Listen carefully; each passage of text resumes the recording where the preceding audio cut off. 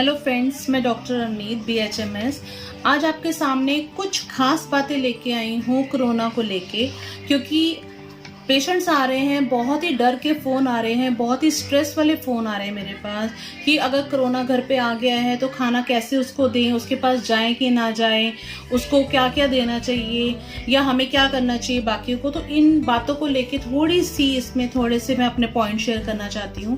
पहली बात तो ये है, अगर कोरोना घर पर आ गया है या कोरोना जैसे कुछ सिम्टम आए हैं जिसमें कि सर्दी खांसी जुकाम आया है, तो हमने सबसे पहले डरना नहीं है, क्योंकि डर के आगे जीत तभी होती है जब हम डर के आगे जाते हैं। डर के साथ हमें कोई जीत नहीं मिलेगी। तो सबसे पहले हमें डरना नहीं है। अगर घर पे कोरोना आ गया है तो हमें उसे डट कर लड़ना है। दूसरी बात ये पूछा जा रहा है कि अगर कोरोना है तो उसके लिए जो बर्तन है उसका क्या किया जाए। तो कोरोना के बर्तन अगर जूठे बर्तन है, अगर आप उसको पकड़ रहे हो, पकड़ने के बाद अगर आप अपने हैंड साबुन से वॉश कर लेते हो तो उससे कोरोना आपको नहीं होगा। दूसरी बात, जिस कमरे में आप जा रहे हो, जिस कमरे में उसको क्वारंटाइन किया हुआ है, अगर आप उस कमरे में जा रहे हैं तो थोड़ा डिस्टेंस बना के जाइए, मास्क पहन के जाइए और अपने जो शू वियर हैं वो उस कमरे के अलग ही रखिए। आप उस कमरे से जब बाहर आ रहे हैं तो अपने शू वियर वहीं पे बाहर रखिए, उसको आप पूरे घर में मत लेके जाइए। जो टॉयलेट वो कोरोना का पेशेंट यूज कर रहा है उसको प्रॉपर सैनिटाइज कीजिए और घर के बाकी भी जो पूरा घर है उसको अच्छी तरह से नीट एंड क्लीन कीजिए। और जो बाहर से आ रहे हैं उनको भी पूरा ध्यान रखना है कि अपने हैंड वॉश करने हैं और अच्छी तरह से वॉश करने हैं। अपने जो वियर्स हैं, सैंडल वियर्स हैं, चप्पल वियर्स है, उसको बाहर ही उतार के आना है। अंदर आते ही डिस्टेंस मेंटेन करना है और अपने अच्छी तरह से नीट एंड क्लीन होके कपड़े चेंज करके ही सबके साथ बैठना है।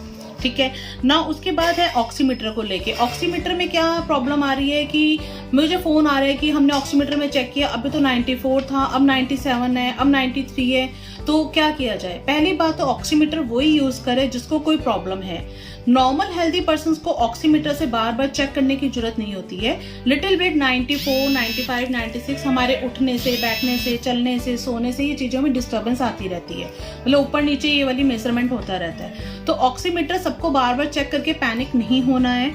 ऑक्सीमीटर का जो पर्पस है वो सिर्फ एक डिजीज पर्सन के लिए है कि उसका ऑक्सीजन लेवल हमें चेक करना होता है। तो वो ऑक्सीजन लेवल आप अगर उसको बुखार है तो आप जरूर चेक कीजिए। दिन में 3 से 4 बार आप चेक कर सकते हैं। बार बार एक एक घंटे में चेक करके उस पेशेंट को भी पैनिक नहीं करना और ना ही हमने इस चीज को बार बार करना है।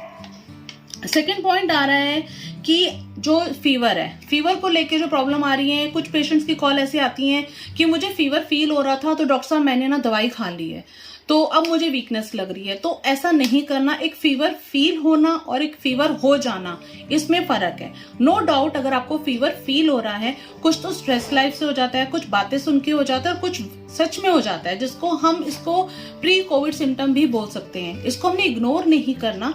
बट ये नहीं है कि आपने फीवर बिना चेक किए ही आपने कोई दवाई खानी है। आप उसका ध्यान रख सकते हो, उसको अपने आप में आप केयर कर सकते हो, बट फीवर चेक करने के बाद ही आपको पता लगेगा कि फीवर आपका लो ग्रेड फीवर है कि आपका हाई ग्रेड फीवर है कि नॉर्मल फीवर है। लो ग्रेड फीवर में अगर आपको मेडिसिन खा लोगे तो आप खुद सोचिए आपकी क्या हालत होगी उसमें। तो कोई भी मेडिसिन आपने विदाउट डॉक्टर की प्रिस्क्रिप्शन या विदाउट डॉक्टर की सलाह से ऐसे मत लीजिए उसको। सेकेंड है कि हमें क्या करना चाहिए। आप घर पे, जैसे कई लोग हैं वो काढ़ा वगैरह पी रहे हैं, बहुत ज्यादा काढ़ा भी कैसे पी रहे हैं, सुबह पिया, दोपहर को पिया, शाम को पिया, रात को पिया, काढ़े पे काढ़ा पिए जा रहे हैं। और आप देखो इस समय जो आप ज्यादा काढ़ा पियोगे तो उसपे कितनी गर्मी हो जाती है, जिसके कारण मेरे पास पेशेंट्स आ रहे हैं जिनके मुंह में छाले हो गए हैं, उनके इंटेस्टाइन में जलन हो गई है, पेट में जलन हो गई है, एसिडिटी शुरू हो गई है। तो आप अगर काढ़ा लेना चाहते हो आप 1 टाइम लीजिए, मॉर्निंग में ले लीजिए या इवनिंग में ले लीजिए, that is better, that is good. But every time काढ़ा ये नहीं करना। ठीक है।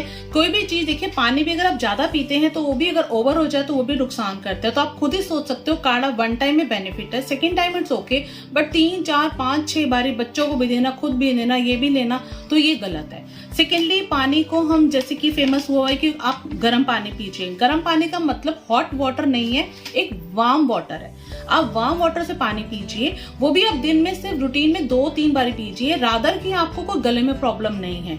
अगर गले में प्रॉब्लम है तो आप गुनगुना पानी दिन में पीते रहिए, उसमें कोई दिक्कत नहीं है। बट जिसको प्रॉब्लम नहीं है वो भी गरम गरम पानी पीता जाएगा तो आप खुद सोचिए आपकी इंटरनल बॉडी में कितनी इंजरीज हो सकती है, कितनी प्रॉब्लम हो सकती है। उसके बाद है स्टीम को लेके। स्टीम में जो क्या प्रॉब्लम आ रही है कि देखिए जिसको जुकाम है वो तो स्टीम लेगा, ऑब्वियस स्टीम लेगा, क्योंकि मैंने अपनी पिछली वीडियो में बताया था कि थोड़ा सा हॉट होने से या स्टीम लेने से जो वायरस है वो लिटिल बिट वीक पड़ जाते हैं। बट यहाँ पे मैंने देखा, मुझे पेशेंट्स की कॉल आ रही है जिनको प्रॉब्लम नहीं भी है उनको भी स्टीम दिया जा रहा है। ऐसे बिल्कुल नहीं करना है। जिसको प्रॉब्लम है, स्पेशली जिसको जुकाम है, नोज बंद है या ब्लॉकेज है, कुछ है, उसको हमने स्टीम देनी है। हर किसी ने स्टीम नहीं लेनी है। और स्पेशली जो स्टीम है वो भी आपने दिन में 2 से 3 बार लेनी है, बहुत ज्यादा बार आपने स्टीम नहीं लेनी है। इसके बाद जो है टेस्ट को लेके कि ये कोराट टेस्ट है, उसके लिए लोग बहुत पैनिक हो रहे हैं। तो वो जो कोराट टेस्ट है जिसको कि हम सिटी एक्सरे टेस्ट बोलते हैं, तो उसमें भी कुछ नंबर्स होते हैं, हर एक नंबर का एक अलग अलग मतलब होता है। तो उसको देख के बहुत पैनिक नहीं होना। That is only indicative test है। उससे ये नहीं पता लगता कि आपको कितना सीवियर प्रॉब्लम है। ठीक है, निमोनिया के लिए वो टेस्ट है, बट उसको देख के पैनिक नहीं होना। समटाइम उसके नंबर से भी पता लगता है कि हाँ ये है भी है कि नहीं भी है। तो उसके लिए आप अपने फिजिशियन से कंसल्ट कीजिए। और जो मैं थोड़ा सा और बोलना चाहती हूँ कि प्लीज मैं रिक्वेस्ट करती हूँ कि मेडिटेशन जरूर कीजिए, थोड़ी सी प्रेयर जरूर कीजिए, अपने मन में अच्छे वर्ड्स लेके आइए, क्योंकि हम जितने बुरे वर्ड्स लेके आते हैं उतने मन में वही बुरे विचार चलते हैं।